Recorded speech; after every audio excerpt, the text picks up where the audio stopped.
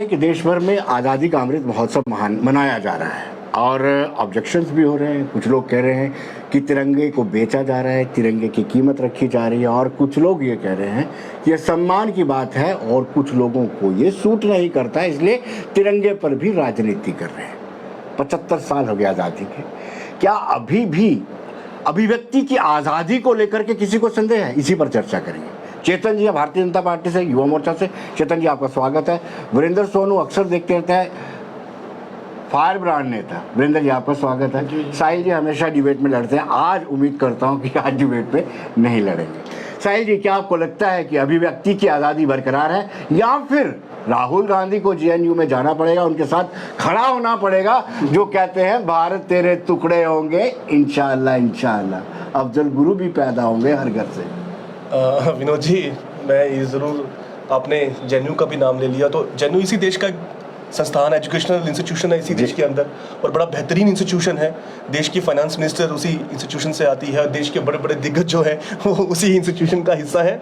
और बड़े मज़े की बात है कि 2016 की जिस घटना का आप जिक्र कर रहे हो कि 8 कश्मीरी छात्रों का नाम आया था उस घटना में, लेकिन उस समय ये था कि भारतीय जनता पार्टी यहाँ पे पीडीपी के साथ कोलिशन में थी। महबूबा चीफ मिनिस्टर थी, उनका डिप्टी चीफ मिनिस्टर था, लेकिन आज तक मालूम नहीं चला कि वो 8 कश्मीरी जो छात्र थे वो कौन निकले, क्योंकि उस समय सरकार बचानी थी। और उसके बाद से जिन लोगों के ऊपर केस दर्ज हुए, देखिए देश के खिलाफ जो भी नारा लगाता है उस पर तो कार्रवाई होनी चाहिए, लेकिन जो मैन्युफैक्चर्ड नारे हैं, जो बनाए जाते हैं, जो एडिटेड किए जाते हैं, उस पर क्या रुक रहेगा, उस पर तो मैं कोई बात नहीं कर सकता। क्योंकि उसी केस में कन्हैया कुमार जो आज कांग्रेस पार्टी में भी हैं, चार्जशीट तक नहीं फाइल हो पाई उस केस की आज तक, तो उस केस का क्या हुआ वो बताने की अब जरूरत नहीं है। लेकिन इस देश के अंदर आज एक ऐसा माहौल है कि अभिव्यक्ति की आज़ादी के ऊपर एक बहुत बड़ा खतरा है। ये मेरा बयान भी नहीं है, मैं हमेशा कहता हूँ, मैं उन्हीं लोगों को कोट करता हूँ जिन लोगों के बयान वो नाम के साथ कोट करता हूँ। आपने भी देखा होगा, आप तो बड़े वरिष्ठ वकील हैं, पूरे देश की राजनीति पर बड़ी गहरी आप अपनी नज़र रखते हैं, कि सुप्रीम कोर्ट के 4 जजेस बाहर आए थे और उन्होंने बाहर आके कहा था कि आज इस देश के अंदर देश के जो इंस्टीट्यूशंस हैं उनके ऊपर हमला हो रहा है, जुडिशरी तक को भी जो है वो कंट्रोल करने की कोशिश की जा रही है। आप काबिल हैं, ये काबिलियत क्या सबूत आपने दे दिया। जो अंदर गए थे उनका जिक्र नहीं किया। किनकी बात कर रहे हैं? जस्टिस का आपने जिक्र किया, राहुल गांधी जो जेएनयू के अंदर गए थे वो जिक्र भूल गया। यही बात कह रहा हूँ कि क्या वो यूनिवर्सिटी पाकिस्तान के अंदर है? क्या उस यूनिवर्सिटी में प्रेस्टिजियस यूनिवर्सिटी है, उस यूनिवर्सिटी का एक नाम है? हाँ, हो सकता है कि पंडित जवाहरलाल नेहरू के नाम पर है, तो क्या पता कई लोगों को वो डाइजेस्ट ना हो रहा हो, कई लोगों को वो पसंद ना आ रही हो, लेकिन वो देश का एक बड़ा बेहतरीन इंस्टीट्यूशन है, जहाँ से निकले हुए बच्चे जो है वो इस देश के बड़े बड़े उच्च पदों पर पहुंचते हैं। देश की फाइनेंस मिनिस्टर, हमें गर्व है, देश की फाइनेंस मिनिस्टर जो है वो उसी इंस्टीट्यूशन का हिस्सा रही है। देश के विदेश मंत्री एस जयशंकर साहब है, वो उसी इंस्टीट्यूशन का हिस्सा रहे हैं। हाँ, देखिए, मेरी एक सोच हो सकती है, मेरी एक विचारधारा हो सकती है, लेकिन इसका मतलब ये नहीं है कि मुझसे अलग सोच रखने वालों को मैं दबा दूं और उसको या एंटी नेशनल का दर्जा दे दूं। प्रॉब्लम आज ये है हिंदुस्तान के अंदर कि आपकी सोच से एक अलग सोच रखने वाले को आज आपके मतलब आप उसको ठीक नहीं समझते। मैं इसमें याद करना चाहूंगा देश के पूर्व प्रधानमंत्री पंडित अटल बिहारी वाजपेयी साहब को, कि वो कहते थे कि भाई जो आपका विपक्ष है, विपक्ष को भी सुनना बहुत जरूरी है। वो विपक्ष आपका दुश्मन नहीं है, आप उसको ऐसे दुश्मन की तरह ट्रीट नहीं कर सकते, लेकिन जो आज हालात हैं, आज विपक्ष को दुश्मन की नजर से ही देखा जा रहा है। किस तरह से इंस्टीट्यूशंस का इस्तेमाल किया जा रहा है, किस तरह से ईडी का, किस तरह से बाकी एजेंसीज का इस्तेमाल किया जा रहा है। चेतन जी से जवाब लेते। चेतन जी, बड़ा ही संगीन आरोप लगाया है, आपने सुना भी होगा या मैं फिर दोबारा से? नहीं, मैंने सुन लिया और मैंने अपने जहन में भी रख लिया। पूरी यंग टीम है इधर। मैंने अभी जैसे ये बोल रहे थे, इन्होंने आपने जो सवाल किया वो सवाल इन्होंने बहुत अच्छे से उसका जवाब दिया, जेएनयू के ऊपर बहुत किया, लेकिन जो मेन जो क्वेश्चन पुट अप किया था आपकी तरफ से राहुल गांधी के ऊपर, देखो राहुल गांधी ने वहां पे क्लियरली अंदर जाके सीधी एक बात कही थी कि जो लोग एंटी नेशनल लोगों के साथ ये खड़े होके वहां पे राहुल गांधी जी वहां पे जब ये नारे लग रहे थे उनके समर्थन में गए थे, और उन्होंने कहा था जो लोग इनकी जो आवाज है उनको दबा रहे हैं, तो ये एक बड़ा खतरनाक है और ये हमारे देश में ये चीज़ होना नहीं चाहिए और डेमोक्रेसी के लिए खतरा है। अब बताइए, ये जो कांग्रेस है, कांग्रेस किस डेमोक्रेसी की बात कर रही थी? राहुल गांधी को उस समय ये समझ नहीं आया था कि राहुल गांधी किस जगह जाके किन लोगों का समर्थन कर रहे थे। वहां पे जाके राहुल गांधी एंटी नेशनल जो लोग नारे लगा रहे थे, अफजल गुरु हर कितने अफजल मारोगे, हर घर से अफजल निकलेगा। और राहुल गांधी, भारत तेरे टुकड़े होंगे इंशाल्लाह इंशाल्लाह, उनके साथ राहुल गांधी खड़े होकर। देखिए ये कोई नई बात नहीं है। आज विनोद जी आप अगर कह रहे होंगे कि ये नई बात है 2016 की, 2016 से बहुत पहले के इंसिडेंट्स भी हुए हैं। कोई 70 साल में कांग्रेस ने कोई ये काम नहीं किया है। जब 26/11 की भी घटना होती है तब भी कांग्रेस के जो राहुल गांधी है वो दिल्ली में फार्म हाउस में पार्टी कर रहे थे। 26/11 का इंसिडेंट होने के बाद भी जब इनके कांग्रेस के अंदर से ही वहां से स्वर जो निकले, और वो स्वर ये थे कि नहीं, इस घटना को हम बहुत हद तक रोक सकते थे लेकिन नहीं किया। आज अब किस कांग्रेस की बात करें? मैं तो ये कहता हूं, मैं ये सवाल ये पूछा है, क्या अभिव्यक्ति की आजादी बरकरार है? क्या आप ये जवाब देना चाहते हैं कि इतने बड़े नारे लगे देश के खिलाफ, ये अभिव्यक्ति की आजादी है? ये कहना चाहते हैं? देखिए आज़ादी जो आपने जो बात की आज़ादी की, इतने देश के खिलाफ ये जो नारे लग रहे हैं, ये जो है इनके ऊपर कार्रवाई भी हो रही है। अभी जैसे साहिल जी ने कहा कि यहाँ पे कार्रवाई नहीं हुई है। 8 के 8 वो जो कश्मीरी थे, क्योंकि उन्होंने पीडीपी के साथ सरकार बनाई थी, उनके ऊपर कार्रवाई, उनके ऊपर FIR रजिस्टर हुई है, कार्रवाई उनके ऊपर चल रही है। और जल्द से जल्द आपको भी दिखेगा। अब जो देश में है जो कार्रवाई हो रही है, आप चाहे देखें, अभी इन्होंने ED का भी रोल, ये अब आप इनके ऊपर जाएंगे, किसी भी केस में जाएंगे जहां ये गुनहगार होंगे तो ये कहेंगे ED को इस्तेमाल कर रहे हैं, सुप्रीम कोर्ट को इस्तेमाल कर रहे हैं। ये कांग्रेस की एक फितरत रही है। मैं बहुत अच्छी तरह से वाकिफ हूँ इन चीज़ों से, तो मुझे सारा पता है। सर, सवाल तो आप पे जरूर उठता है, क्या वाकई में, क्योंकि मैंने शुरुआत में कहा कि इस कार्यक्रम में हम कोशिश करेंगे कि क्या वाकई में 75 सालों के बाद भी अभिव्यक्ति की आज़ादी बरकरार है कि नहीं? देखिए ऐसा है विनोद जी कि जिस इशू पे आज आप डिबेट कर रहे हैं, मेरे हिसाब से काफ़ी बर्निंग इशू है जी, और एक संवेदनशील मुद्दा है। और वाकया में आज अगर मैं आज की बात करूं कि भारत दुनिया का सबसे बड़ा लोकतंत्र है, इसमें तो कोई शक वाली बात नहीं। लेकिन दुख के साथ कहना पड़ता है कि पिछले 2-3 सालों में जो देश में माहौल बना दिया गया है, वाकया में आम आदमी, जहाँ कोई बंदा अपनी बात करने से पहले डरता ज़रूर है। उसकी वजह उसकी ये है कि जैसे साहिल जी ने कहा, मेरे दूसरे भाई भारतीय जनता पार्टी से, उन्होंने भी अच्छे तरीके से बात की। लेकिन बात यह है कि इस देश की खूबसूरती सबसे बड़ी चीज़ हमारा सेकुलरिज्म, ये एक सेकुलर देश है। और दूसरा सबसे बड़ा कि हम बड़े लोकतंत्र का हिस्सा हैं। यहाँ पर मुझे भी आज़ादी है अपनी बात कहने की, अपनी बात रखने की, और जो गलत को गलत कहने की, ठीक को ठीक कहने की। और जो कि जब हमने पिछली सरकारों में देखा वो था, अटल बिहारी वाजपेयी साहब जो थे, वो उनका ये कहना था कि मजबूत अपोजिशन एक सुरक्षित देश की निशानी है। अगर देश को आगे जाना है तो अपोजिशन मजबूत। इसमें किसका कसूर है? अगर अपोजिशन जीत के ही ना आया, उन्होंने जिताने तो अपने कैंडिडेट थोड़ी हराने हैं उन्होंने। मैं बता रहा हूँ, नहीं वोट तो लोगों ने डाल दिए, भारतीय जनता पार्टी को मैंडेट दे दिया। क्या भारतीय जनता पार्टी को मैंडेट इसलिए दिया कि जो अपोजिशन पार्टियां रह गई उनको ED और CBI के तहत तंग करो और उनकी पार्टियां तोड़ो? मैं आप भी से पूछना चाहता हूँ, आप कहते हैं भारतीय जनता पार्टी लोकतंत्र की बात करती है। भाई शिवसेना की चुनी चुनाई सरकार, जहाज रात को आया तो शाम लेके MLA सारे तो सरकार तोड़ दी, चलिए ठीक है। और बहुत सारी ऐसी मिसालें हैं। भाई मैं भारतीय जनता पार्टी से 2 चीज़ें आज पूछना चाहता हूँ। वाकया ये डेमोक्रेसी पे यकीन रखते हैं? अगर ये डेमोक्रेसी पे यकीन रखते हैं तो ये अपोजिशन के लीडरों को देशद्रोही क्यों बनाते हैं? क्या देश हित में सिर्फ एक भारतीय जनता पार्टी रह गई है? मैं कहता हूं कि आज जब सुनिए, जब लोगों ने मैंडेट दे दिया, मुझे भी मौका देंगे आपका मौका, आप बाद में, जब लोगों ने एक मैंडेट दिया भारतीय जनता पार्टी को, बहुत बड़े मैंडेट के साथ उन्होंने सरकार बनाई, तो मुझे बताइए उस मैंडेट के साथ इन्होंने इंसाफ किया क्या? जो हमारे देश की आज हालात है, जिस तरीके से हर एक मसले पर सियासत हो रही है, कभी हिंदू मुस्लिम पे सियासत होती है, कभी धर्म पे सियासत होती है, आज तो हद होगी। अब मैं एक सवाल पूछ सकता हूँ। PDP के मुंह से डेमोक्रेसी की बात अच्छी नहीं लगती है। आपको मैं बताता हूँ, स्वर्गीय मुफ्ती मोहम्मद सईद के बाद क्या उनके पास कोई नेता था? हसन मीर की बात करूँ, मुजफ्फर बेग की बात करूँ, तारिक हमीद करा की बात करूँ, अब्दुल रहमान वीरी की बात करूँ, महबूबा, ये परिवारवाद नहीं है, ये डेमोक्रेसी है। देखिए ऐसे है कि PDP का जब गठन हुआ तो मुफ्ती साहब उसके प्रेसिडेंट थे और मैडम महबूबा मुफ्ती उसके वाइस प्रेसिडेंट थे और मुजफ्फर हुसैन बेग साहब उसके सीनियर वाइस प्रेसिडेंट थे। जब मुफ्ती साहब चीफ मिनिस्टर बने, आपको याद होगा कि आप डेमोक्रेसी की बात करते हैं, जब मुफ्ती साहब चीफ मिनिस्टर बने तो अपनी बेटी को पार्टी सदर बना सकते थे, उन्होंने नहीं बनाया। मुजफ्फर हुसैन बेग साहब को पार्टी का सदर बनाया गया। जब 1.5 साल के बाद मुजफ्फर हुसैन बेग साहब ने खुद कहा कि मेरी सेहत मुझे इजाज़त नहीं देती है, और पूरी ये अकेला मुफ्ती साहब का फैसला नहीं था, ये पूरी पार्टी की जनरल काउंसिल का फैसला था, मैं भी उसमें शामिल था। हम सब ने ये कहा था कि हमें जो पार्टी सदर है मैडम महबूबा मुफ्ती जी चाहिए।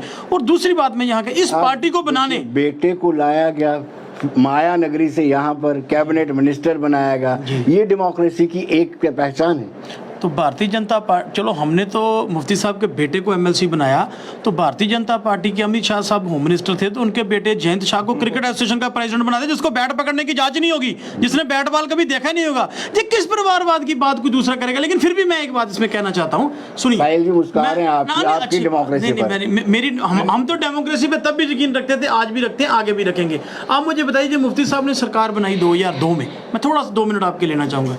वाजपेयी साहब उस वक्त देश के प्रधानमंत्री थे, उन्होंने लाल किले से कहा कि मैं जम्मू कश्मीर में फ्री एंड फेयर जो है इलेक्शन करूंगा, हुए। भारतीय जनता पार्टी को सिर्फ एक सीट मिली। सुनिए आप फ्री एंड फेयर कहते हैं, बिल्कुल आपकी सरकार बनी, मैं कहता हूं 99 में पार्टी बनी, 2002 में सरकार बनी, बिल्कुल बनी। लोगों का मैंडेट था, लोगों ने फैसला दिया। उमर अब्दुल्ला साहब अपना चुनाव हार गए, वहां काजी अफजल साहब जीते, लोगों का फैसला था। लेकिन वाजपेयी साहब ने करवाए और भारतीय जनता पार्टी को सिर्फ एक सीट मिली पूरे जम्मू कश्मीर में। अगर आज की भारतीय जनता पार्टी की लीडरशिप होती तो आधी पीडीपी और बीजेपी के कांग्रेस के एमएलओ को तोड़ के वो अपनी सरकार बनाते। ये फर्क था, ये इसको कहते थे लोकतंत्र। और आप एक और चीज देखिए, मैं थोड़ा इतिहास पे आपको पीछे ले जाना चाहता हूं। वाजपेयी साहब ने पूरी सपोर्ट इस गवर्नमेंट को दी, पूरे फंड इस गवर्नमेंट को दिए और आउट ऑफ वे जाके मदद की कि जम्मू कश्मीर, और वो 3 साल जो मुफ्ती साहब ने राज किया और आगे 3 साल कांग्रेस किया, उसको जम्मू कश्मीर का गोल्डन पीरियड लोग आज भी कहते हैं। ये मैं नहीं कहता, पूरे जम्मू कश्मीर के लोग कहते हैं। ये होता है लोग, ये होता है नेता, ये होता है लोकतंत्र। मैं आपको दावे के साथ कहता हूं, अगर भारतीय जनता पार्टी की लीडरशिप वो ये वाली आज वहां होती, तो शायद जम्मू कश्मीर में वो सरकार बनती ना, वो एक नया एक टुकड़ा कोई बनाते, जैसे शिवसेना का टुकड़ा बन गया ना, ऐसे कुछ कांग्रेस का जो पीडीपी। ये मैं कहना चाहता हूं कि लोकतंत्र की तो बात ही नहीं। बीजेपी ने संगीन आरोप लगाए हैं, 26/11 की बात की है, और ये कहा है कि राहुल गांधी ने जेएनयू में जाके कहा था, इन लोगों की आवाज, वो आवाज जो टुकड़ों की बात करती है, इन लोगों की आवाज दबाने वाले गलत है, 8 लोग दमनकारी नीति। देखिए विनोद जी, जैसे आपने कहा, आज हमारे दोनों जो वक्ता हैं बड़े समझदार हैं, बड़े अच्छे ढंग से डिस्कशन हो रही है, तो आज में भी मेरा जो टोन है वो बिल्कुल नॉर्मल नहीं रहेगा, तो नॉर्मली रहेगा। बात ये है कि हमारे भाई ने बात की, 26/11 की भी बात कर ली, जेएनयू की भी बात की। राहुल गांधी वहाँ क्या, राहुल गांधी ने पहले ही स्टेटमेंट वहाँ ये दिया था कि जो भी राष्ट्र विरोधी नारेबाजी हुई हम उसके साथ नहीं, लेकिन उसके नाम पे अगर आप पूरी यूनिवर्सिटी को बुलडोज करना चाहोगे तो हम पीछे नहीं हटेंगे, हम उस हर एक स्टूडेंट के साथ खड़े होंगे जो स्टूडेंट के ऊपर गलत हो रहा है। कहाँ मुझे बताइए, ये जिन स्टूडेंट्स के साथ, भाई सरकार किसकी थी, आप तो उन स्टूडेंट्स को ढूंढ ही नहीं पाए। मैंने आपको कहा ना, मैं बुआ के साथ सरकार चलानी थी, तो उस समय उन छात्रों के साथ कुछ नहीं किया गया क्योंकि अपनी सरकार चलानी थी। हम उन लोगों के साथ, हम उस आवाज के साथ बिल्कुल नहीं है जो देश के खिलाफ आवाज है।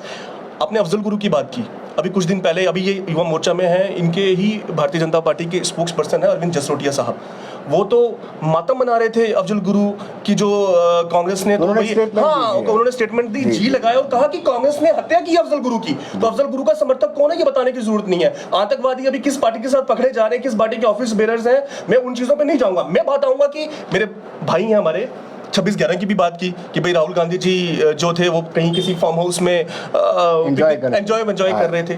पूरे देश ने देखा था, अभी ऑपरेशन खत्म भी नहीं हुआ था, तो उस समय के गुजरात के मुख्यमंत्री और जो फिलहाल देश के प्रधानमंत्री हैं बाहर पहुंच गए थे 26/11 की उसी साइड के बाहर, अंदर एनकाउंटर चल रहा था और बाहर प्रेस कॉन्फ्रेंस करके शहीदों के खून के ऊपर वोटों की फसल काटने की तैयारी कर रहे थे। और देश भूला नहीं है कि 2019 में जब देश के पुलवामा में हमला हुआ तो कौन सा प्रधानमंत्री जिम कॉर्बेट में उत्तराखंड में 4 बजे से लेकर 6 बजे तक अपनी शूटिंग करता रहा, जो शूटिंग बाद में प्रस्तुत हुई। तो ये इस चीज पे जाने की आज जरूरत नहीं है। मैं बात करूंगा कि जो अभिव्यक्ति की आजादी की बात हो रही है, कि आज इस देश के अंदर जो बोलना है उस बोलने के ऊपर अंकुश लगाया जा रहा है।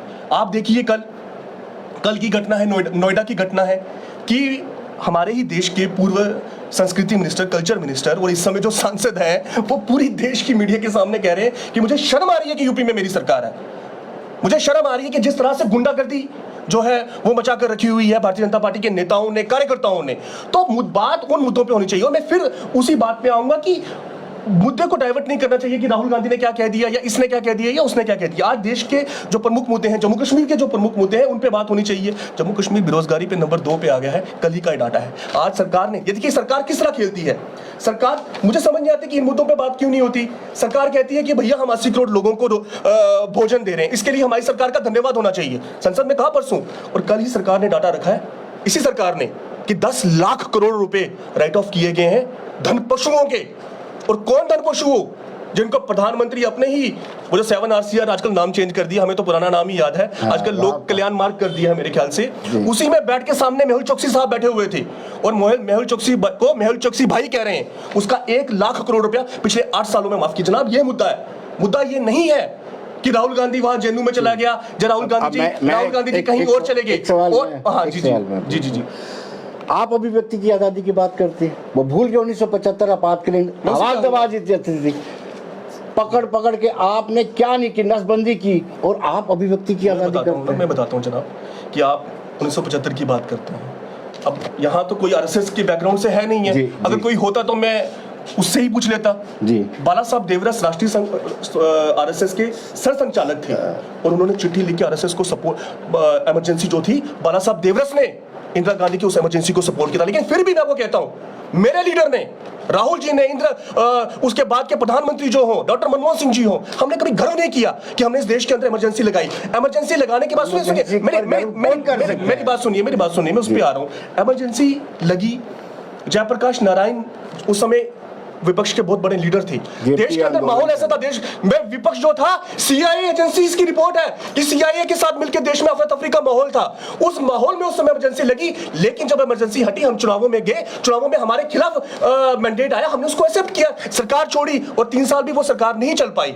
उसके बाद फिर से इंदिरा जी को ही ये देश सौंप दिया गया, लेकिन हमने कभी उस पर गर्व नहीं किया। लेकिन आप मैं बताना चाहता हूँ विनोद जी, इसी देश के अंदर, इसी देश के अंदर 6 दिसंबर भी हुआ, जब जहां मैं वो विवादित ढांचा कहें या कुछ और चीजें कहें जिसको ढाया गया, उसको गर्व के नाम से 6 दिसंबर को कहा जाता है कि ये गर्व दिवस है।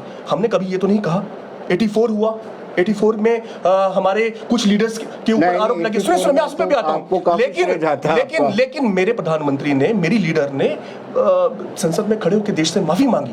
हम कभी भी, अगर हमसे, देखिए हम भगवान तो है नहीं है कि हम बोले कि हमारी हर चीज, मोदी जी तो है नहीं है, हम मोदी जी तो है नहीं है कि हम बोले कि हर चीज हमारी सही है। अगर हमसे जहां गलती हुई, हमने एक्सेप्ट किया, हमने एक्सेप्ट करते हुए उस बात को माना और कभी हमने उस पर गर्व करने की बात नहीं। आप हर बात पे गर्व क्यों करते हैं? देखिए, जैसे अभी साहिल जी ने जैसे बोल रहे हैं कि अभी सारा इमरजेंसी का भी बताया कुछ, 1,40,000 लोगों को जेल के अंदर डाला इमरजेंसी पे। अभी कह रहे हैं कि गर्व की बात, उस पे भी गर्व, पर फिल्टर हो गया, उस पे भी गर्व ये करते हैं। इमरजेंसी पे भी, इमरजेंसी इनका एक करते हैं। दूसरी बात अब ये कह रहे हैं कि अपने इन्होंने गिनाए कि हमने देशभक्त कितने हैं। मैं देशभक्ति की बात बताता हूँ। इशरत जहां, एलईटी ने खुद कहा ये हमारा स्लीपर सेल का यूनिट है, ठीक है, लेकिन कांग्रेस ने उसके नाम पे एम्बुलेंस चला दी जी। ये कांग्रेस है, ठीक है। जाकिर नायक, जिसको मिलिटेंट सपोर्टेड था, जाकिर नायक मिलिटेंट से सपोर्ट किया।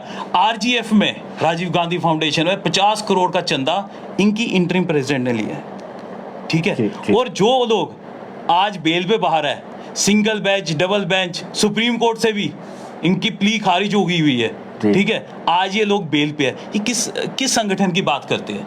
संगठन की बात करते हैं जिनको लोगों ने रिजेक्ट कर दिया है, जो लोगों के बीच में है नहीं, जो अपोजिशन में नहीं है, ना पार्लियामेंट में, ना राज्यसभा में, ना लोकसभा में, ना स्टेट में। तो हम किसकी बात हम सुन रहे हैं? हम किन की बात सुन रहे हैं? हो सकता है साहिल के अपने अच्छे विचार है, मैं वो साहिल की बात नहीं कर रहा, मैं बात करता हूँ जिनकी ये बात कर रहे हैं जी। आज राहुल गांधी, आज मैच फिक्स करना चाहते हैं, आज राहुल गांधी जी की तारीफ करेंगे। मैं कह रहा हूँ, देखें, इनका इंडिविजुअल अपना विचार हो सकता है, ये हो सकते हैं, देशभक्त हो सकते हैं, मैं उसके ऊपर उंगली नहीं उठा रहा, ठीक है, लेकिन जिनकी ये बातें कर रहे हैं, ठीक है, उनका इतिहास बहुत कड़वा है जी।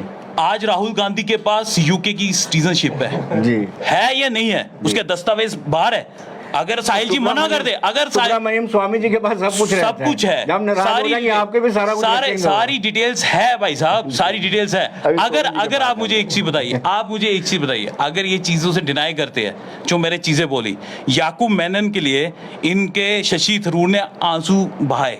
बटाला हाउस में इनकी सोनिया गांधी, बटाला हाउस एनकाउंटर पे जब हुआ तो वहां पे मिलिटेंट्स के लिए आंसू बहाए सोनिया गांधी ने। क्या बात सही है, गलत है? अगर साहिल जी बोलते गलत है तो जो मर्जी बात हो जाए। आप किन के बात कर रहे हैं? जिनका इतिहास ही आतंकवादियों के साथ रहा है, आप उनकी बात कर रहे हैं। रही बात पीडीपी की, पीडीपी ने, ठीक है, पीडीपी वाले जो भाई साहब हमारे, उन्होंने अपना बड़ा अच्छा पक्ष रखा है यहाँ पे। लेकिन मुझे एक चीज बताइए, तिरंगे के खिलाफ आवाज उठाने वाले कौन है? पीडीपी के, जी तिरंगे को कंधा ना देने वाला कोई नहीं बचेगा। तो वो कौन है? महबूबा मिलकर सरकार बनाई, खूब मलाइयां खाई दोनों ने, मिलके सरकार बनाई, मिलके सरकार बनाई। लेकिन जब सरकार में काम ठीक नहीं हुए, सरकार एंटी नेशनल एक्टिविटीज की तरफ चलने लगी, तो फिर सरकार गिराई भी हम लोगों ने। सरकार इन्होंने नहीं गिराई, सरकार हम लोगों ने गिराई। सरकार का अगर ये कहेंगे कि गिराने का, इनको तो पता नहीं था सरकार गिरी कब है। वो भी इनके बाग के चीफ सेक्रेटरी आए कि उन्होंने बताया कि महबूबा जी सरकार तो गिर गई हुई है। ठीक है, सरकार गिराने वाले हम लोग हैं, लात मारने वाले हम लोग हैं। क्योंकि देशभक्ति की जो अगर पहचान है तो भाजपा के साथ ही। आज हर घर तिरंगा जो कार्यक्रम चल रहा है, हर घर तिरंगा, क्या 70 से 75 साल में कभी हुआ ये? क्या लाल चौक पे हम अभी युवा मोर्चा वाले तिरंगा रैली करके आए? क्या 70 साल में कांग्रेस नहीं कर सकती थी? और पार्टियां नहीं कर सकती थी? क्यों कांग्रेस ही, क्यों ये बीजेपी क्यों? वीरेंद्र जी पहले तो संगीन रोक, बाद में आपसे पूछते हैं। पहले साहिल जी का जवाब आपसे चाहूंगा। आपसे प्रोटेन करते हैं, आप सिख कम्युनिटी से ताल्लुक़ रखते हैं। इन्होंने कहा कि हाउस के अंदर हाथ जोड़ के माफ़ी मांगी 84 के दंगों की। आपको ये भी स्टेटमेंट याद होगी कि राजीव गांधी ने कहा था कि बड़ा दरख्त गिरता है तो हलचल तो होती है। देखिए ऐसे है विनोद जी कि मुझे सारे स्टेटमेंट याद हैं जो 84 में जिन जिन लीडरों ने दिए थे। ठीक है, आज हर बंदा अपने हिसाब से बात करता है, लेकिन 1984 के जो दंगे थे वो इंडियन डेमोक्रेसी पे एक काला धब्बा था जी। इसको कोई भूल ही नहीं सकता। तो मैं एक बात इसमें कहना चाहता हूँ कि उन्होंने, राजीव गांधी जी ने ये कहा था कि जब बड़ा पेड़ गिरता है तो धरती हिलती है। लेकिन मुझे आज भी याद है अडवाणी साहब और अटल बिहारी वाजपेयी साहब की तकरीर, जो कि आज भी हम यूट्यूब पे पढ़ते हैं। उन्होंने हाउस में कहा था, मैं नहीं कह रहा हूँ, आप निकाल के देख लीजिए। उन्होंने कहा था इंदिरा जी से कि इंदिरा गांधी जी, जो उनके लफ्ज़ थे कि आप देर आए दुरुस्त आए, आपने को ये काम बहुत देर पहले कर देना चाहिए था। और मेरा ख्याल है कि हमारे बुजुर्ग जानते हैं, और मैंने सुना भी है कि उन्होंने इंदिरा जी को माता का खिताब भी दिया था कि आपने अच्छा कहा। वो सबकी मिली भुगत थी कि वो एक दंगे थे, उन्होंने सबने मिलकर कराया। लेकिन मैं बात आज की प्रेजेंट सिनेरियो पे अगर करूं, इसमें सीधी सी बात है, अभी मेरे भाई चेतन जी बता रहे थे, ये डेमोक्रेसी की बात कर रहे थे और कह रहे थे कि हम देशभक्त हैं। तो ये पहली बार हुआ। मुझे तो लगता है कि जम्मू कश्मीर भारत का अंग ही आज ही बना है, पहले 75 साल बना ही नहीं था, जिस तरीके से ये बात कर रहे हैं। और मुझे एक शक और भी है, कल को ये ना ये कह दें कि भारत को आज़ादी 2014 में मिली थी, उससे पहले भारत गुलामी था। क्योंकि बीजेपी कह सकते हैं ना, इनके पास आज सारे साधन हैं, प्रेस इनके पास है, माफ कीजिएगा इस बात से शायद आपको गुस्सा लग जाएगा, और बहुत सारे तरीके, ईडी इनके पास है। नहीं, मैं सच कह रहा हूँ, आरोप नहीं मैं लगा रहा हूँ। विनोद जी समझ रहे हैं मैं जो कह रहा हूँ, खुलकर मौका दे रहा हूँ। मैं आप ही के वजह से यहाँ हूँ। मैं आपने बुलाया तो मैं है, वरना मैं अपना पक्ष कहाँ रख पाता। मैं आपसे इनसे मैं पूछना चाहता हूँ भी, आप बात करते हो देश हित की। ओ भाई, मुझे आप एक बात बताओ, जब 4 साल आप हमारे साथ सरकार में थे, तब हमने कोई और बोली तो बोली नहीं। हमने तो 99 को कहा था, जब पार्टी बनी, ग्रेनेड से नहीं गोली से बात बनेगी, बोली से।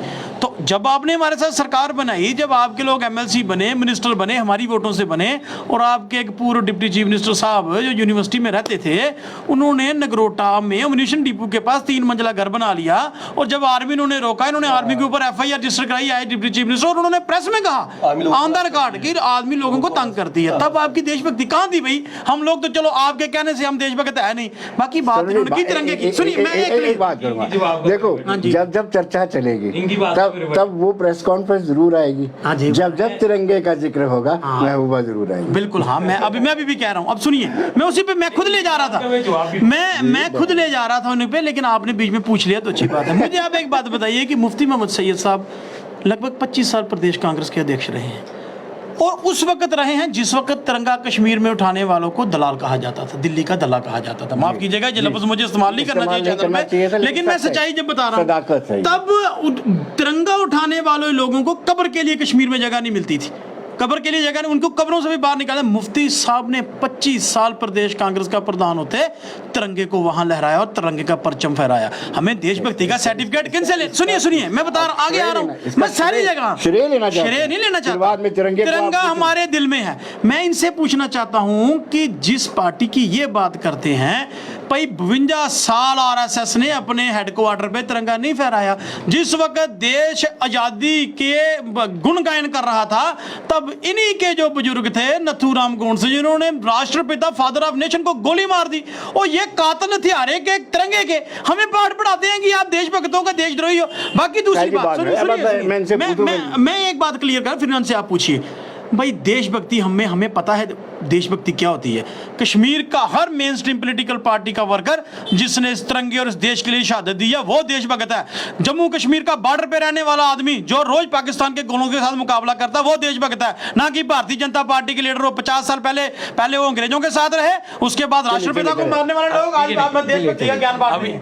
अभी आप देशभक्ति का ज्ञान बांट रहे हो। देखिए देशभक्ति का नथुराम गोडसे को आप अपना बताते हो। नहीं, किसने अपना बताया? राष्ट्रीय हमारे किसने अपना बताया? हमारे किस लीडर ने उनको सपोर्ट किया? आप बताइए, किसने के सपोर्ट आप बताइए। अगर बीजेपी आरएसएस के आदमी नहीं थे, आरएसएस के आदमी के मैंने आप मुझे बताइए, हमने कब कहा हमारा आदमी है? हमने कभी नहीं। जितने गांधी जी के कार्यक्रम हो रहे हैं, जितने गांधी जी के हम कार्यक्रम, वो तो हम ही कर रहे हैं ना। वो अभी तक तो ये लोग तो कर नहीं रहे हैं। दूसरी बात, मैं कहता हूँ 2014 में, हाँ 2014 में आपने जो बिल्कुल आप 2014 नहीं 5 अगस्त 2019 के बाद जम्मू कश्मीर में सही तरीके से जो अगर वहां पे हिंदुस्तान दिखता है तो अब दिखता है। तो आपके टाइम नहीं थी। आपके टाइम तो भाई साहब सुन लीजिए, मैंने आपके बीच में इंटरफेयर मैंने नहीं किया। आप सुन लीजिए। नहीं, आप सच्चाई नहीं सुनते ना, यही तो बात है। क्योंकि तभी आप रोक रहे हैं। आप सुनिए, ठीक है। 5 अगस्त 2019 के बाद जब आर्टिकल 370 का एब्रोगेशन हुआ, उनमें इनको बड़ी तकलीफ हुई है। आज भी इन्होंने पीछे भी 5 अगस्त को अपना इन्होंने ब्लैक डे किया था। ठीक है, क्योंकि अब इनको दिख रहा है क्यों हमारा तो वजूद जो है खत्म हो गया। वहाँ पे हर घर में तिरंगे लगना शुरू हो गए। बुरहान वानी के जो फादर है वो तिरंगा लहराने लग गए। वहाँ पे गलियों आपने 26 जनवरी में देखा होगा, गलियों में रैलीज निकली है वहां पे तिरंगे के। क्या इनके टाइम की चीजें होती थी? इनकी तो महबूबा मुफ्ती जो प्रेसिडेंट है, पहले इनसे आप एक चीज का जवाब पूछिए, क्या उन्होंने ये कंधे जो कहा था, जो तिरंगा को कंधे देने वाले, तो ये उन पार्टी के प्रवक्ता है जो हमें बता रहे हैं ये चीजें। ठीक है, तो जिनका तिरंगा है ही नहीं, उन्होंने कहा कंधा नहीं बचेगा तिरंगे को देने के लिए, तो ये बता रहे हैं देशभक्त। ये हमें बताएंगे देशभक्ति का ज्ञान, ये हमें देशभक्ति का ज्ञान बताएंगे जिनकी जो अभी प्रेसिडेंट है उनके ये बयान है। और महबूबा मुफ्ती की जो भी आप स्टेटमेंट्स देंगे वो हमेशा एंटी नेशनल स्टेटमेंट्स ही होती है महबूबा मुफ्ती की। और महबूबा मुफ्ती का जो रोल है आज आप देखेंगे कश्मीर में, अगर एंटी नेशनल स्टेटमेंट होती है तो आपके पास इतनी सारी मशीनरी है, क्या है आपके पास? ईडी है, पकड़ लो बिठा लो। देखिए फिर देखिए आप फिर कह रहे हैं आपके पास ये है, आपके पास वो है। जैसे ये कह रहे हैं इनके पास ईडी से आवाज दबा देती है, सीबीआई से वो कर देते हैं। देखिए कानून जो है, कानून अपनी प्रक्रिया करता है। ठीक है, आप अगर ये बोलेंगे इन्होंने ईडी सीबीआई, कोई बोल नहीं सकता। अभी जैसे बोल रहे थे, कोई बोलेगा जी उसके ऊपर ईडी सीबीआई, क्यों? हर एक इंसान बोल रहा है, किसका मुंह गला घोंटा? हाँ, देश के खिलाफ जो बोल रहा है उसका गला घोटेंगे जी, उसका गला घोटते रहेंगे जी। आज साहिल जी, क्या वाकई में आपको लगता है कि जो एजेंसी है उसका मिसयूज हो रहा है? बिल्कुल हो रहा है, लेकिन मैं फिर जो बात है, मैं इधर उधर नहीं जाऊंगा। मैं आज मैं मूड नहीं है। नहीं मूड नहीं है, लेकिन मैं आज टॉपिक बड़ा अच्छा है, अभिव्यक्ति की जो आज़ादी की बात है। देखिए, मैं जो करंट सिस्टम है मैं उसी पे बात करूंगा कि एक जज, मैं सुप्रीम कोर्ट की तरफ ही हो जाता हूँ कि सुप्रीम कोर्ट के एक जज के ऊपर एक महिला यौन शोषण का आरोप लगाती है और वही जज अपनी जांच खुद करता है। वही जज राम मंदिर वाले केस में फैसला देता है।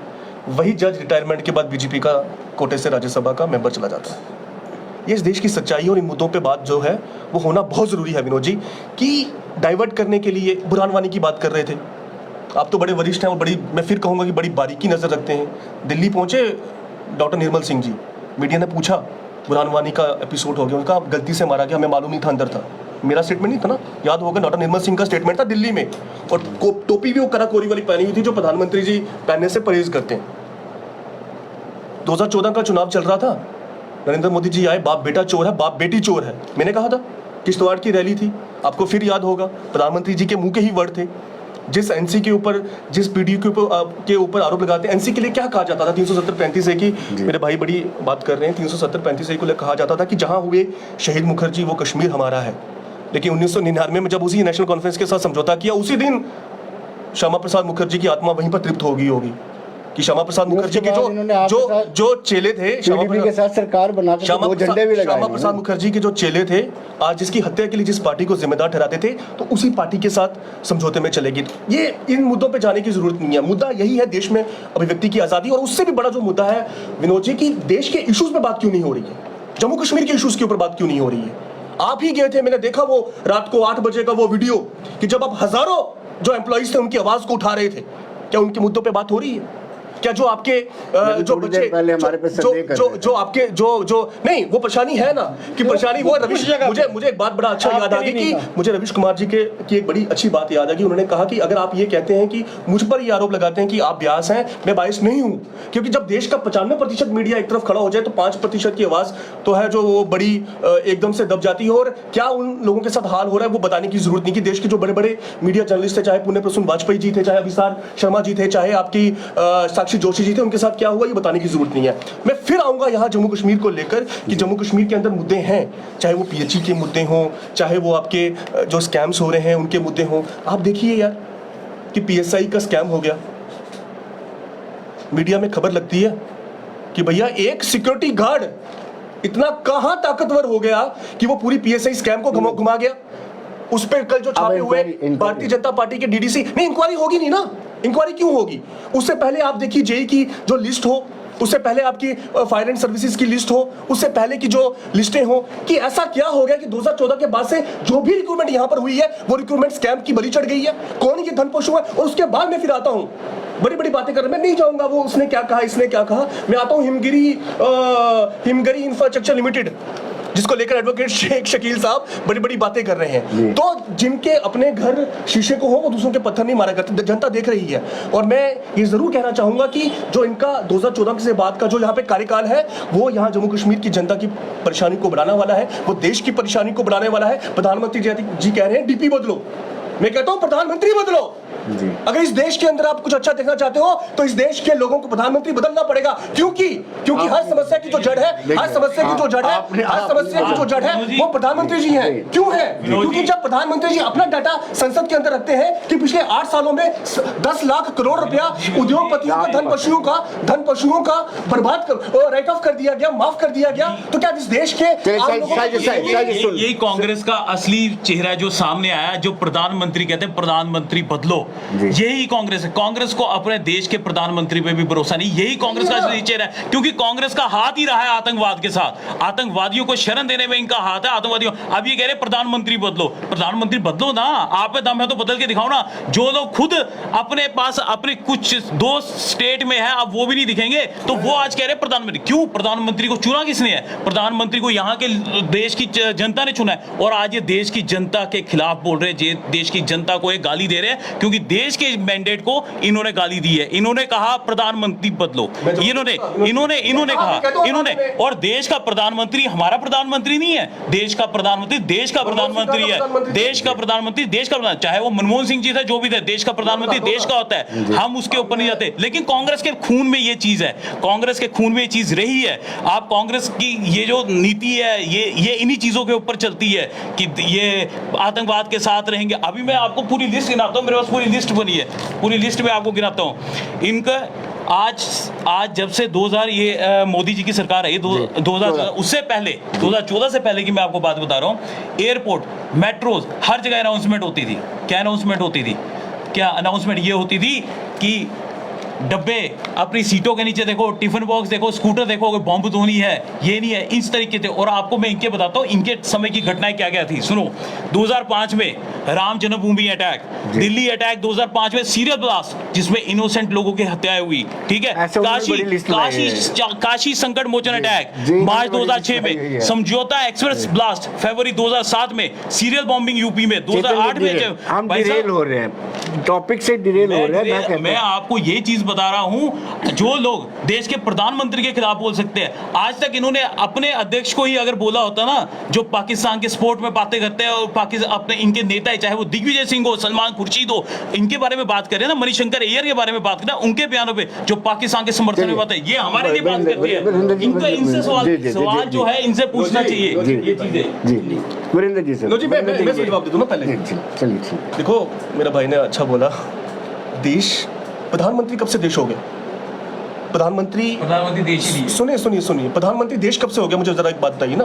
प्रधानमंत्री लोगों के मत से चुना हुआ एक लोगों का नुमाइंदा है। हम क्या देश की अपोजिशन को प्रधानमंत्री के खिलाफ बोलने का अधिकार नहीं है? डॉक्टर मनमोहन सिंह को देहाती औरत कहने वाले लोग कौन थे? चूड़ियां भेजने वाले लोग कौन थे? तो इस तरह मत जाइए। भारतीय जनता पार्टी के खिलाफ बोलना, कोई देश के खिलाफ बोलना या प्रधानमंत्री के खिलाफ बोलना जो है वो देश के खिलाफ बोलना नहीं है। इस देश के अंदर मुझे पूरा हक है कि मैं अपने प्रधानमंत्री की आलोचना कर सकूं। डेमोक्रेसी है भैया।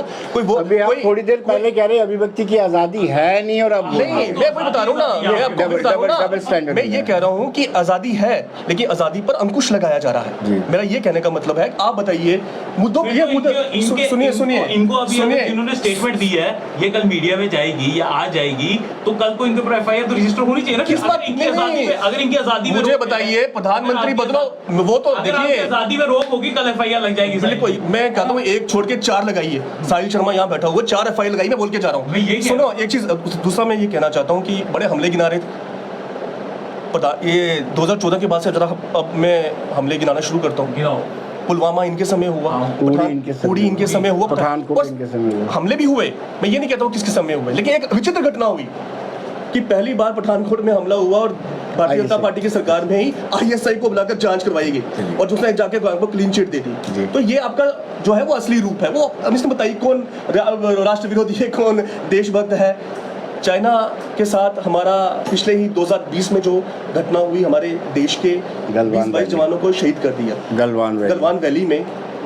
70 साल में पहली बार हुआ, देश का प्रधानमंत्री कहता है कि ना कोई गुस्सा था, ना कोई आया है। ये तो आपकी असलियत होता है। ये आप हमको मत बताइए कि क्या कौन है क्या नहीं। मैं फिर भी ये बात कहूंगा, अरे हमने तो पूरा पाकिस्तान का नक्शे बदल दिया था 1971 में। एक बांग्लादेश नया देश खड़ा कर दिया था। बात करने दीजिए, आप बोल रहे थे तो मैं बोल नहीं रहा था, मुझे बोलने दीजिए। तो इसलिए मुद्दों पे ही बात करनी चाहिए। आज इस देश के अंदर परेशानी है कि आपको बोलने में, अभिव्यक्ति की आजादी पर बहुत बड़ा हमला किया जा रहा है एजेंसीज के माध्यम से। प्रधानमंत्री जी चाहते हैं कि इस देश में सिर्फ एक ही पार्टी की गवर्नमेंट रहे और जो विपक्ष है वो पूरा का पूरा साफ हो जाए, जिसका उदाहरण जो है वो आपने उससे पहले कर्नाटक में देखा, गोवा में देखा, और आज महाराष्ट्र में जिस तरह से आज महाराष्ट्र में जो देखिए, महाराष्ट्र में 1 महीना हो गया सरकार बनाए हुए, लेकिन आज तक मंत्री तय नहीं कर पा रहे हैं। 1 महीने से ऊपर हो चुका है, क्योंकि चाहते हैं कि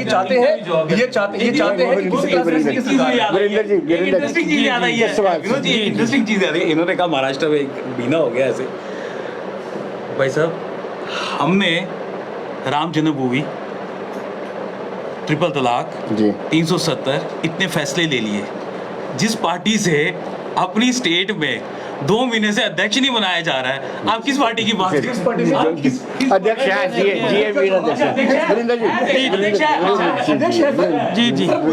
पूरा अध्यक्ष है हमारे। देखिए ऐसे है कि मैटर बड़ा सीरियस है। रेजोल्यूशन का जवाब है कि उदयपुर का रेजोल्यूशन था कि 5 साल के बाद हर किसी को अपनी पोस्ट से। अब आपका प्रदेश प्रधान बन भी जाएगा, जब ना भी बनेगा, उससे जम्मू कश्मीर को क्या मतलब? हम तो बात आज कर रहे थे जिस बड़े इशू के ऊपर। उनकी भारतीय जनता पार्टी का एक प्रिंसिपल है कि बात को डीरेल करना, जहां से अपने आप को कोई तंगी लगे उससे पीछे हट जाना। बात यह है कि विनोद जी, हम डिस्कशन कर रहे थे एक अहम मुद्दे पे। यहाँ मुद्दे और भी बहुत सारे है भी हैं, रिलेटेड हैं, लोग परेशान हैं, लोग ये हैं। लेकिन एक चीज़ मैं ये आपके माध्यम से कहना चाहता हूँ, यहाँ बीजेपी के भी मेरे मित्र बैठे हैं, भाई देश भारतीय जनता पार्टी नहीं है। भारतीय जनता पार्टी इस देश की पॉलिटिकल पार्टी है। देश मेरा भी उतना है, विनोद जी आपका भी उतना है, मेरे भाई साहब का भी उतना है, साहिल जी का भी उतना, जितने भी लोग हमें, हमारा पूरा देश है। और प्रधानमंत्री ये मत सोचे भारतीय जनता पार्टी की प्रधानमंत्री भारतीय जनता पार्टी का, वो देश का प्रधानमंत्री है। अगर हमें कोई परेशानी है, हमने उन्हीं से बात करनी है। अगर मुझे लगता है उनकी पॉलिसी ठीक नहीं है तो मुझे उसको क्रिटिसाइज करने का पूरा हक है, जो मुझे संविधान देता है, जिसको ये नहीं मानते। ये संविधान को बेचते जरूर है, मानते नहीं है, लेकिन हम संविधान को मानने वाले लोग हैं। आप मुझे बताइए आज हमारी हालात क्या है, खासतौर अगर मैं जम्मू कश्मीर पे आ जाऊं, क्योंकि टाइम मेरा ख्याल खत्म होने वाला है। मैं लास्ट में मैं जम्मू कश्मीर पे आ जाऊं। जम्मू कश्मीर में पिछले 3 साल से 5 अगस्त 2019 के बाद इनके हिसाब से नया दौर इन्होंने लाया था, इनके हिसाब से इन्हीं की मान लेते हैं। 3 लिस्टें निकली जब सर्विस सिलेक्शन बोर्ड की, JKPSI, fire and emergency service और फाइनेंशियल काउंटर असिस्टेंट्स की। तीनों लिस्टें लोगों ने टेस्ट दिए, करोड़ों रुपया लोगों से रेवेन्यू लिया गया, एक बच्चे से 1000 1100 का ड्राफ्ट कितने लोगों ने भरा, और तीनों लिस्टों की आउटपुट ये निकली कि पैसे भारतीय जनता पार्टी के लोगों ने खाए और लिस्टें तीनों की तीनों स्क्रैप हो गई। ये मैं नहीं कह रहा, कल इन्हीं की एजेंसियों ने रेड किया है कि इन्हीं का DDC मेंबर है, उसको भी बुलाया गया है अखनूर से, उसके बेटे उसके भाई को। भाई पैसे आप खाते हो, देश के नौजवान के साथ गद्दारी आप करते हो, फिर सर्टिफिकेट भी आप बांटते हो। आपने एक बहुत बड़ा शब्द इस्तेमाल मैंने कहा है इन्हीं की CBI, इन्हीं की। ओ भाई मैं कह रहा हूं, मैंने सरकार सुनिए, भारतीय जनता पार्टी सरकार में है ना, तो सरकार ने वो रेड किया ना, PDP तो नहीं किया वहां। NDA सरकार, हाँ जी, NDA सरकार, भारतीय NDA में है कोई घटक दल कोई? हाँ, अभी है। और आप NDA में अगर मैं बात करूं, सुनिए और साहिल जी सुनिए, NDA में मुझे तो यही नहीं पता कि पूरे देश के लोग तो 2 ही लोगों को जानते हैं, एक माननीय प्रधानमंत्री साहब को, एक माननीय गृह मंत्री साहब को, बाकी तो किसी को पता ही नहीं है कि मिनिस्टर कोई है भी है कि नहीं, क्योंकि मोदी सरकार ही कहा जाता है। चलिए, दूसरी बात यह है कि इनके घटक दलों के लिए मैं कह दूं, NDA के लिए, शिकवा नहीं तेरी बेवफाई का हरगिज, शिकवा नहीं तेरी बेवफाई का हरगिज, गिला तो तब हो अगर तूने किसी के साथ निभाई हो। वो इनको निभाना आता ही नहीं इनको। मैं कहता हूं धर्म गठबंधन सिर्फ अटल बिहारी वाजपेयी साहब था जिसने 25 पार्टियों को लेकर सरकार चलाई। ये भारतीय जनता पार्टी के लोगों ने आज अटल बिहारी वाजपेयी का नाम भी और उनकी फोटो भी पोस्टर से बाहर निकाल दिया। क्यों? क्योंकि वो एक सेकुलर नेता था, वो पूरे देश को साथ लेकर चलने की बात कर रहे। आज मुझे बहुत अच्छा लगा कि PDP के स्वर से अटल बिहारी वाजपेयी जी के लिए, अटल बिहारी वाजपेयी भी हमारी पार्टी की है, और आपने बहुत, मुझे अच्छा लगा आप आस्ता आस्ता बीजेपी की, अब आप आस्ता आस्ता बीजेपी की तरफ, अब आप आस्ता आस्ता बीजेपी की तरफ। दूसरी एक बात, इन्होंने जो स्कैम की बातें की, इतने स्कैम निकल रहे हैं। आप लोगों की गवर्नमेंट में तो स्कैम निकलते, आप लोगों की गवर्नमेंट में स्कैम निकलते ही नहीं थे, क्योंकि आप लोग साथ में बैठ के स्कैम कराते थे, और निकलने कहां से थे स्कैम निकलने ही नहीं थे। स्कैम आप लोग दबा के रखे थे, स्कैम तो आपके वीरेंद्र जी, साहिल जी, आपने कुछ बोला? मैं लास्ट में एक बात, एक डाटा और जरूर यहाँ शेयर करना चाहूँगा कि 2000 EDs की और एजेंसीज की मिसयूज की यहाँ बात हो रही है कि 2014 तक सिर्फ 108 केसेस ED ने दर्ज किए थे, और 2014 के बाद से अभी तक 5000 के करीब जो केसेस हैं वो ED और जो बाकी एजेंसीज, और उसमें देखिए जो अच्छी बात मैं आपको बताने वाला हूँ कि उसमें एक भी भारतीय जनता पार्टी का लीडर नहीं है। वो तो अभी आए ना। चलिए बहुत बहुत शुक्रिया आपका, चेतन जी आपका भी बहुत बहुत शुक्रिया, धन्यवाद।